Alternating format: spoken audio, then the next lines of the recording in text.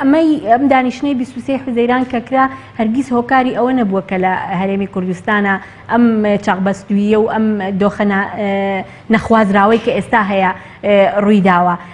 لەبەر ئەوە گوتم دانیشتێکی ئاسایی و یاسایی بووە، بەڵام ئەوەی کە بووە هۆی ئەوەی کە ئەم دۆخە دروستکاوە گوتم ڕەتفعلەکەی پارتی بوو. ئەوان لەبەر ئەوەی کە حەلی یاساییان پێ نەبوو بۆیە هیچ پرۆژەیەکیان نەهێنا، بۆیە ئەسڵی کێشەکان ئەوە نییە کە وا دانیشتنی 23 حوزەیران کرا. ئەسڵی کێشەکان ئەوەیە لەبەرەوەی حەلی یاساییان پێ نەبوو دەستیان بر بۆ ئەوەی کە جەناب تەزانی لە دوای 12 ئۆکتۆبەرەوە کە ڕێگری لە سەرۆکی پەرلەمان بکەن دوای کۆمەڵە دانیشتنی زۆر کە من بۆ خۆم وەفدی گۆڕان بووم لە کۆبوونەوە پێنجقۆڵیەکانە. ئێمە بە هەموو شێوەیەک محاولەمان کرد، سازشمان کرد، ئەم چوار لە ئەم چەند لایەنە سازشمان کرد، دوو ستونمان پێشکەش کرد.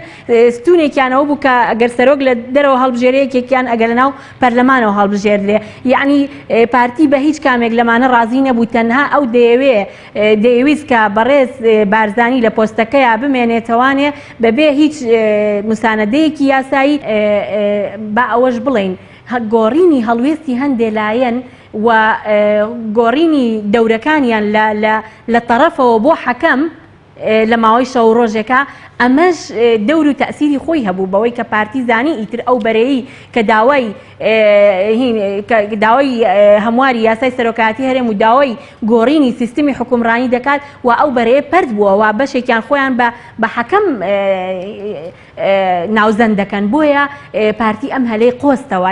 بەڵێ بزوتنەوەی گۆڕان و کۆمەڵی ئیسلامی ئەو دوولایەنە تا ئێستا سوورن لەسەر هەڵوێستەکانی خۆیان بە شێوەیەکی جددی، بەڵام لایەنەکانی تر دیار نییە کە لیانە پرسی ئەڵێ ئێمە پابەندین بە پرۆژەکانمانەوە، بەڵام تەسەڕوفاتەکانیان هەڵسوکەوتەکانیان پێچەوانەی ئەوەمان پێڵێت.